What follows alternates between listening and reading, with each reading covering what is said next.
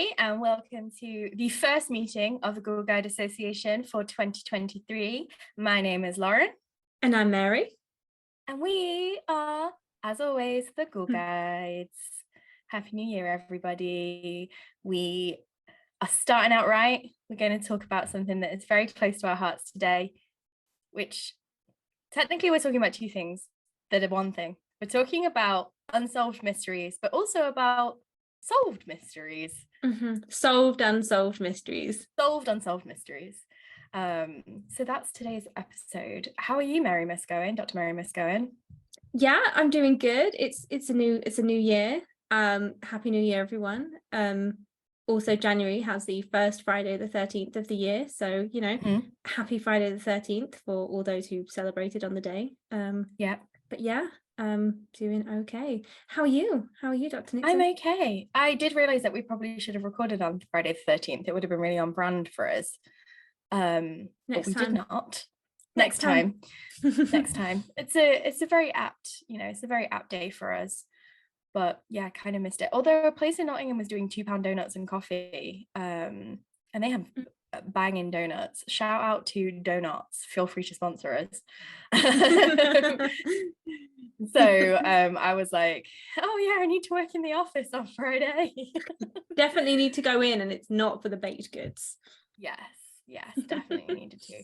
I did play a really fun board game on Friday night that I think that you would love. It was called Horrified, and it was like a game where it's like all classic Hammer horror monsters. So you have to try and like defeat Dracula and the creature from the Black Lagoon, or Frankenstein and the Bride. You have to like go around the village, and then there's all of these like NPCs like Elizabeth in the manor and Renfield who's at the prison, and like you have to try and stop the monsters from taking over the village. It was really, really good fun, and especially because it was all very much inspired by like classic Hammer horror stuff. I think it technically was like a universal game, possibly bought out for the failed Universal Monster. I know technically like they're two things, but they overlap. But yeah, it was really, really good fun. I really enjoyed it. So I might have to introduce you to that one. But that sounds great. Yeah, game recommendation for those of you out there that like the Gothic and board games. Because that was really fun. I liked it. And also it's fun to play games where you are working together rather than against each other. Because then we played one where you had to survive the zombie apocalypse by like fucking each other over, and I was ruthless. And I survived. I got on the chopper. See, I'm not a massive gamer. You're not a big game fan. But I will say, like, I recently binged. And when I say binged, I mean, like, literally within, like, a 48-hour period, watched, or maybe less, watched all the episodes of The Traitors. Oh, yeah, you were telling me about it. Yeah, maybe we'll do that. Maybe we'll talk about that as a separate episode once you've seen it. But if you also like The Traitors, then let us know your thoughts, because I have many. Yeah, because it's basically werewolves. Like you said, it's the game Werewolves meets the Stanford Prison Experiment.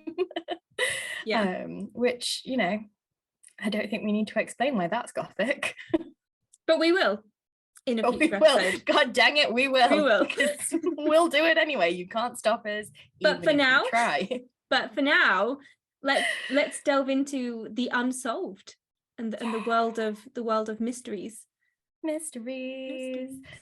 So if you have had the immense pleasure of following Mary and I for a while, you might know that one of the things that we bonded over is our shared love of things like ghost hunting shows. And one of the ones that I shared with Mary was BuzzFeed Unsolved. We both love BuzzFeed Unsolved. I think we've said this many times before. I mean, shocker, the Ghoul guys love the Ghoul boys. Right. Yeah. I mean, no inspiration there, or just downright none theft. Whatsoever. Copyright infringement. What? Yeah, we love the Ghoul boys, and obviously they do when they were on BuzzFeed Unsolved, obviously they're now on Watcher, they did Unsolved True Crime and Unsolved Supernatural. And whilst the Supernatural was the one that we really like started watching them for, Unsolved true crime became something of like a kind of pet passion for both of us, because the thing about unsolved mysteries is there has to be an answer somewhere. And I think this is why unsolved mysteries are so fascinating to us. So what we're going to talk about today is not only why unsolved mysteries are such a huge, I'm going to say genre. I feel like they're their own subgenre now of things like true crime and, you know, the Gothic and horror. But we're also going to talk about a couple of huge high profile mysteries that have been solved. And of course, we're going to talk about them in the context of the Gothic and why they're Gothic, because we know that everyone has talked about these like time and time again. Yeah. I mean, I think for me, like a big distinction, and we'll get into this a bit more, but it's almost like, you know, there's often like two overarching categories of the Gothic, isn't there? There's the supernatural, and then there's the explained supernatural, so the kind of Radcliffean Gothic.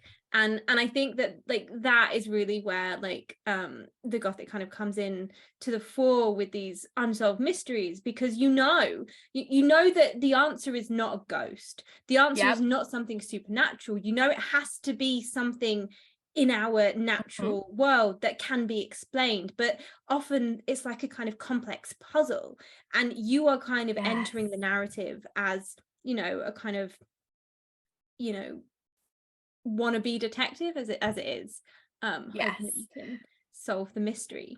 And you get that kind of slippage where, because you don't know the answer, whilst if you're skeptical like us, you can say, I categorically don't think it was a ghost or anything supernatural, there is that slippage and that potentiality, sorry. And I know we've said over the last couple of episodes, Gothic potential is something that I think I'm becoming increasingly fascinated by, because it's something that is really relevant to us as like a community, as a current global community on the internet, that you have, you know, things where it just doesn't quite make sense, and the possibility in that gap is immense, because, you know, we're fairly sure it wasn't aliens, we're fairly sure it wasn't ghosts, but we also know there's things about the world that we don't know and that we don't understand.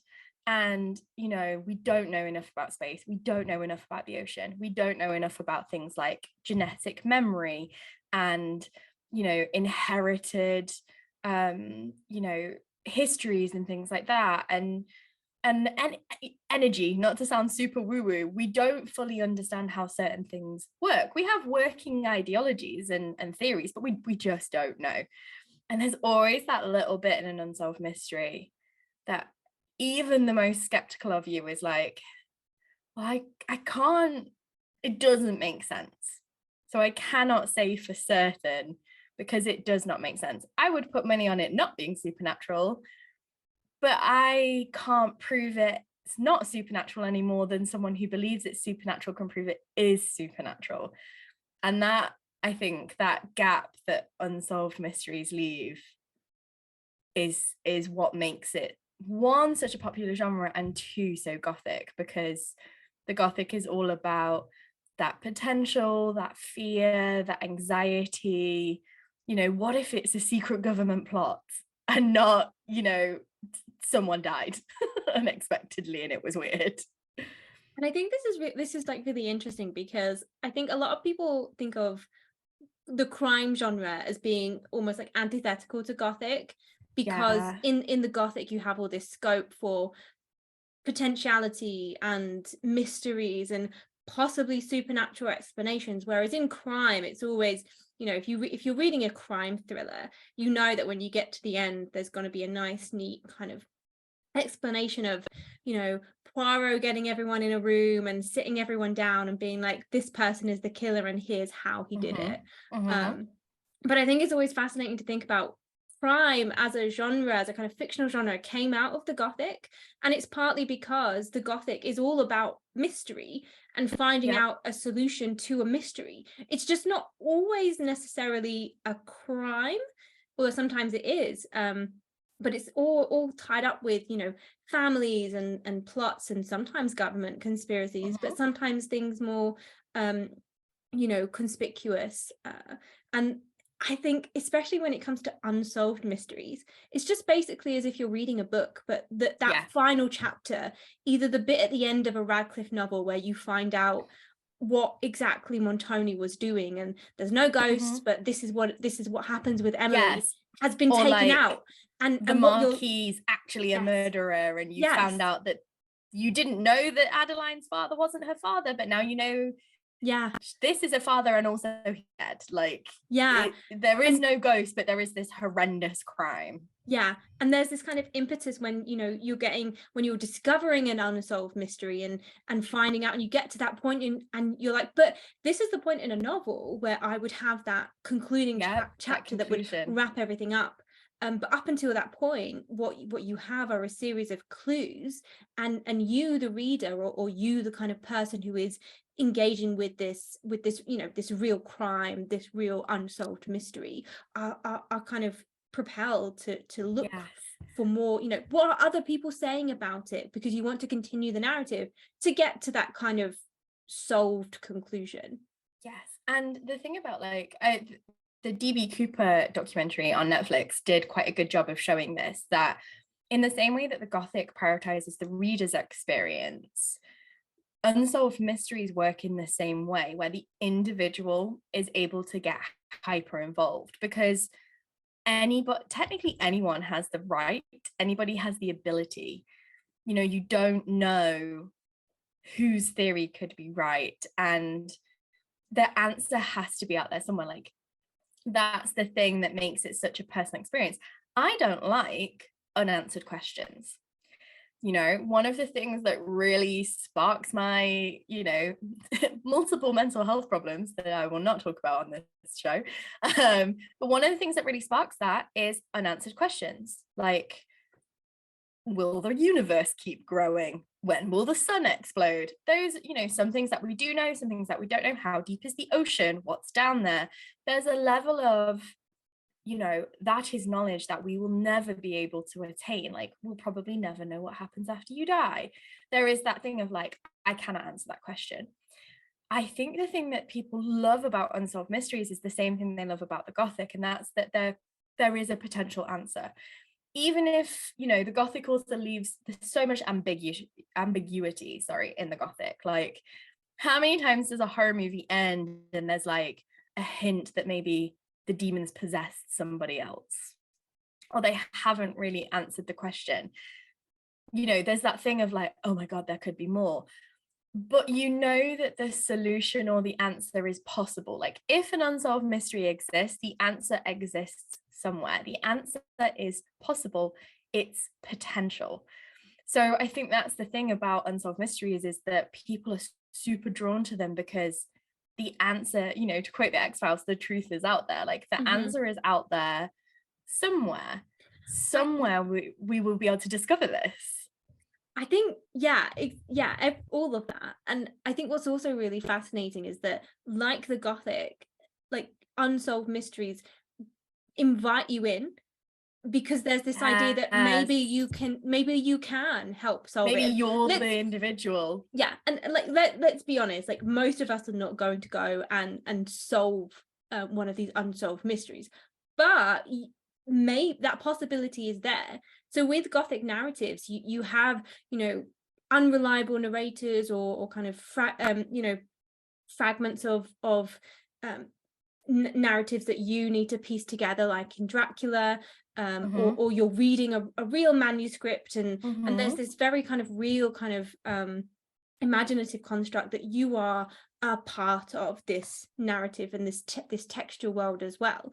And it's like that with unsolved mysteries, and you get it often where there will be appeals for information, and those kinds of appeals, especially in the kind of new technological era of the internet, have just kind of expanded so much, because that potential is there, that maybe you will notice something looking through an archive in your spare time, or looking on Google Maps and just finding something that someone didn't think was taken, or just that kind of little piece that will add to solving the mystery. if you've ever watched Unsolved Mysteries, which has just been rebooted over the last few years on Netflix, so the OG Unsolved kind of, and that's what BuzzFeed Unsolved is riffing off of, has the very famous narration, which is, you know, in the deep voice. They always put something up at the end, like if you have any information. And one of the things that is always so fascinating about Unsolved Mysteries is that tips flood in.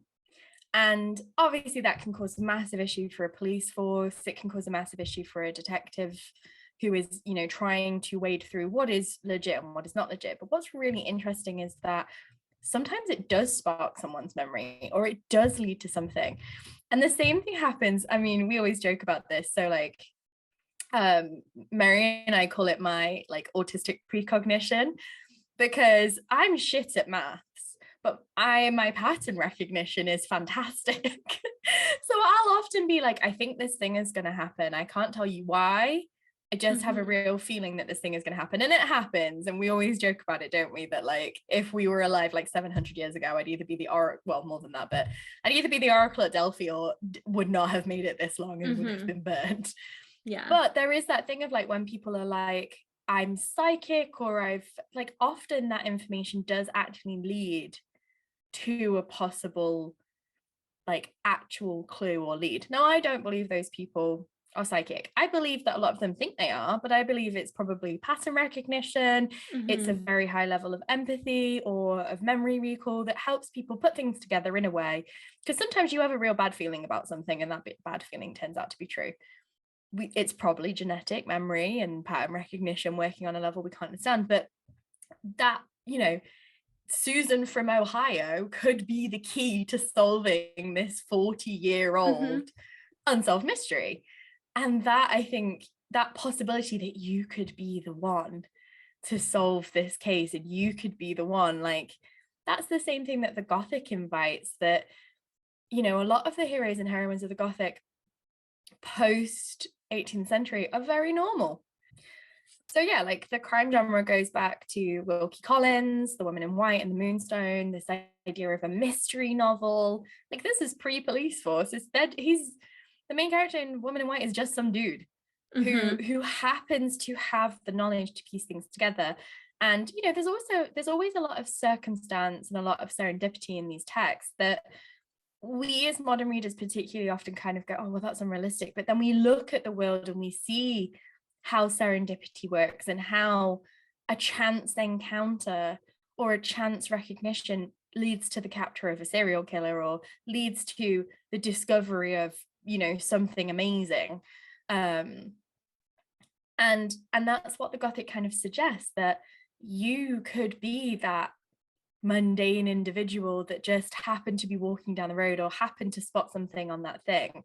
I think that's why Unsolved Mysteries loops in and links in. And the same as with the Gothic, where you've got the explained Gothic and the supernatural Gothic. You have almost these two camps of like, there must be a rational explanation for this, and there is a supernatural possibility for this. And even those of us that are super skeptic are intrigued as to what people think the supernatural, like, I am still so fascinated to know what people think the supernatural explanation is. And sometimes I'm like, yeah, I can't explain how this person who claimed to be psychic knew all of this information, or how this thing kept happening that seems to be supernatural. I don't think it was supernatural, but it happened. Like, and I can't tell you why. I mean, I will also just add that as someone who is a fan of Darren Brown and who has been to his shows, I will say that, like, I mean, people can do things, humans can do things, and cold reading, or like you said, pattern recognition or suggestion, they're all really powerful. And I think sometimes people underestimate how powerful they can be. And I think it depends how the individual decides to interpret, or how they're socialized. Like, some people are, you know, socialized very differently. Like, I imagine if we grew up in Louisiana, or we grew up in, you know, the Midwest, or even if we grew up in like Norfolk or Cornwall or Scotland, somewhere where there's a much richer like folklore, we come from two very like metropolitan, industrialized, modern areas. And like your family is religious, mine less so, but we've both been socialized in this very secular, science focused, you know, society. So we interpret everything through that lens. Unsolved Mystery, I think, does in the same way as the Gothic allow lots of people from lots of different perspectives to come together in a way that actually, you know, we're all interested. Like we all love, like we said in the cryptid episode, we all love cryptids. Some of us think cryptids are real. Some of us don't think cryptids are real. Some of us are fascinated in how cryptids came to be. Some of us are fascinated in what people have made up of cryptids. We see things like creepypastas come to fruition. The people that believe in the cryptids and the people that just are interested in the idea of the cryptid, they're not at war with each other. They're not, I mean, the internet exists, so people are arguing, but the Gothic allows that multiplicity, and you can exist together as people who like the same thing, but for kind of different, almost polar opposite reasons. Yeah, and I think as well, and we will get into this like in future episodes that we do on true crime, but I think that unsolved mysteries do fall under this category of true crime, but I think that I agree. I think they are distinct from other kinds of true crime genres in that often unsolved mysteries, there will be an active investigation. It might be kind of put on hold for the moment, but there is an active investigation, and there is often calls for information associated with that. And I think it again, with that kind of invitation, it invites people. Talking about unsolved mysteries is good because it keeps that mystery, you know, in the public consciousness, and it might just ignite somebody's, you know, remembering something, and the discovery of a clue, which is always really helpful. And you know, again, it's the discussion is interesting on an individual level when it comes to thinking about these kind of unsolved mysteries, like Gothic narratives, where you want to find them and you want to talk about what the answer is, but they also do have a kind of, you know, bigger picture thing where you are helping to potentially, it's very unlikely that you will, but you know, you're helping to that, or you're trying to at least help to solve the crime, and or to solve the mystery. There are a few instances where internet sleuths and groups of, so for example, the Netflix documentary Don't Fuck with Cats. Now the problem with that is that people that watch Don't Fuck with Cats then were like, if they can do it, I can do it too. And it did have negative ramifications, but essentially a group of internet sleuths managed to track down an individual. And this is also what's really I think fascinates people about unsolved mysteries.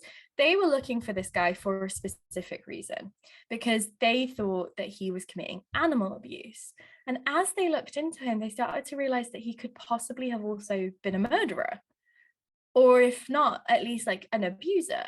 And through this investigation, not only did they solve the original question, they uncovered something darker and something deeper. And that's the other thing about unsolved mysteries. And this is why things like DB Cooper, things like the Dalatov Pass, we talked about this in the cryptid episode, there's this possibility, you know, things like one of the greatest examples is like Area 51 and Roswell. Something funky happened. We don't know what it is. It's closely linked to the American military and to the government. Is it a weather balloon? Was it something more sinister? Was it aliens? We don't know. But it was something that someone doesn't want us to know about. And that makes people go, well, there's something bigger there. And if I uncover this thing, then maybe I will learn more. This is why people are obsessed with the JFK assassination. And like, technically that's a solved mystery, but it doesn't make sense to people. And it's linked to so many other things like, was Marilyn Monroe on an FBI watch list? Was it something more than the fact she was married to Arthur Clarke? Like, people are like, well, if I can figure this thing out, it might lead to something more. It might lead to something darker, because as we're going to talk about in a minute, some, you know, you get things like, oh, spies and secret government plots. And obviously that also leads to people being like, it's the Illuminati. And we will do an episode one day about the Illuminati, because it's very similar to the Hellfire Club. It's very funny, very interesting. But there is this kind of like sliding scale. But it also is that thing of like, it's that natural thirst for knowledge. And the Gothic in its very earliest stages was about the natural thirst for knowledge. The desire of Emily St. Aubert to discover what Montoni's doing and what's behind the black veil is exactly the same as me being like, how the frick, like, where did DB Cooper go? Where did the B come from in his name? Where did the money go? Who was he? You know, like, why did the hikers and the Dalatov pass? I know I'm not saying that right. Like, you know, something happened to them. Was it weird hypothermia? Was it radiation? Did they have food poisoning? Did they eat some weird mushrooms? You know, there's a possibility it's something really mundane. There's also a possibility it's something really huge. That's the same thing that the Gothic heroine is doing. And that when you read the Gothic, you are being intentionally placed by the writer alongside the heroine. Your thirst for knowledge as reader is prioritized along with the heroes or the heroines. And that's what Unsolved Mysteries do for us. I think that's why they scratch our brains in the way that they do, because they real scratch my brain. Yeah, no, it's exactly the same. And it's that whole, you know, you need to know. And like, yes, the JFK like assassination is technically unsolved, but like, do we as a public know? No, I don't exactly think that information is classified. And I think whether things are classified or whether they're just genuinely unsolved, there's that, like you said, that thirst for knowledge and the need to know. Yeah, because like, I wouldn't call myself a conspiracy theorist, but do I think something dodgy went on with that assassination? Yeah, I do. Like, I don't think that makes me on par with like a QAnon supporter. And that's that kind of like real fascination. But sometimes unsolved mysteries get solved.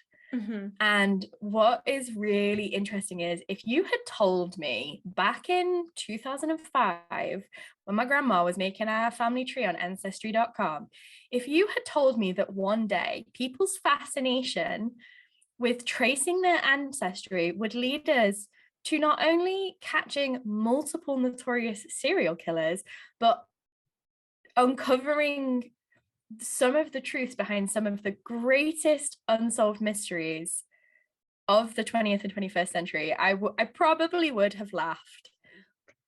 We're so interested in who we are and where we came from that we're finding murderers, we're finding serial killers, we're finding unsolved mysteries. Obsession with lineage and who we are and where we came from is one of the foundational aspects of the Gothic. Yeah. And I just think it's something that I never considered when things like ancestry started to become a thing. I was like, yeah, this is very Gothic. It's very, family mysteries, family timelines, like, people discovering they are related to, victims of the Salem witch crimes and then deciding to write novels about like that. That is something that we kind of know is very Gothic. But the fact that our obsession with knowing who we are and where we came from is leading to these discoveries, the fact that we are still so obsessed with who we are, where we came from, how many generations we were, and particularly, people in post-colonial places like Australia and the US, it is less popular in Britain, although it's still very popular, because it is like, well, where did I come from? Who am I? 23andMe, 23andMe has been absolutely huge. And I would love to just do an episode on 23andMe, because, oh my God, so many people have realized that they have married relations. Yeah. And I genuinely, like, that has become a fear, like an irrational fear for me. Like, I'm fairly sure that there's nothing like suspicious in my family like that, but it's happened so many times. Can you imagine getting a 23andMe result and being like, why do we match? Like, we're married. I mean, I think, yeah, and maybe we'll do this in a future episode, maybe we won't, but I think there was that there's been so many documentaries about doctors who are like run infertility clinics and have basically been, that's the one that I'm thinking of, and there's been a couple of really high profile cases like that, and for me, like, one of the horrifying things about those real stories is the fact that, yes, you could be walking around the town and just being like, is one of these people my sibling, my and I just don't yep. know. It's horrifying. Terrifying. Yeah. But yeah, so that's why even when they're solved, unsolved mysteries, not only on Gothic, but I think that's why we're so fascinated by them, and like, you know, they do become fixations. That's the other thing as well. Like, people become obsessed. The D.B. Cooper documentary, you know, the guy who is so adamant on proving his theory, it's almost like a monomania. Like, if Poe was alive today, he would probably write a story about someone obsessed with their conspiracy theory or obsessed with their true crime theory, because it becomes this like all-encompassing part of people's lives, and we're all invested in who the boy in the box is, and who the Somerton man is, and who the Lady of the Dunes is. And whether or not there's something that, you know, especially with like the Somerton man, have we all been lied to? Was he a spy? Was there some kind of government conspiracy? Is this some weird Cold War stuff? And again, this is why one of the reasons I love Mothman so much, because it's like coming out of that, you know, post-war fear and that anxiety and that paranoia. But it's also like, it's so satisfying to know that, to be reassured that like there is a possibility and an answer. And I think that's the other thing about like the Gothic, is it's like at the end there's an answer.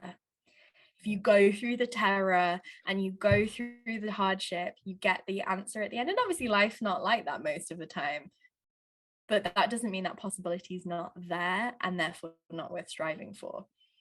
Which, you know, I'm not going to get deep here, but I think that's why the Gothic is so comforting. People sometimes think of the Gothic as being just horror and terror, but there's a lot of comfort to be found in the Gothic. And I think for a lot of people, unsolved mysteries have a comfort to them, because the truth is possible, the truth is potential. And I think we'll talk about this more when we talk about true crime, because yeah, guess what, you guys, this is going to be a little mini series. We have kicked off today with unsolved mysteries. We're going to talk about true crime. We're going to talk about horror movies and horror genre that's inspired by real life. And we are also going to talk about, oh my god, I've forgotten the last one. It'll be a surprise, it'll be a bonus. Yeah, but I mean, it's in the notes. I mean, I know what it is, but I think, you know, stay tuned, watch the episodes. We'll save it. We'll announce it at the end of next episode. Oh yeah, good idea.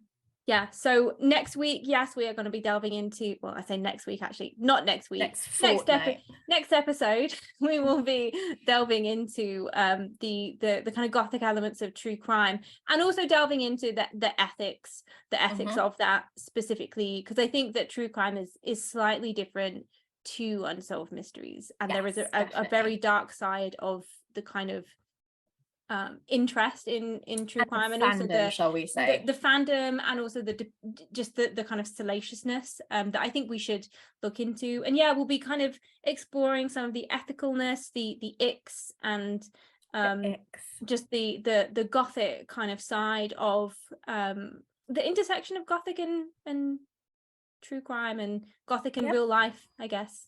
So stay tuned. Yeah, we got more coming. But in the meantime, stay safe and stay spooky. And if you like this episode, you know, hit that like button, subscribe. Yeah, we got a Ko-fi, we got a YouTube, we're on Instagram. You can find us up on all your spaces and places. Not in a weird way. Do leave us a comment if you enjoy this episode. We love hearing from you. And until next time, as Lauren said, stay safe and stay spooky. Bye.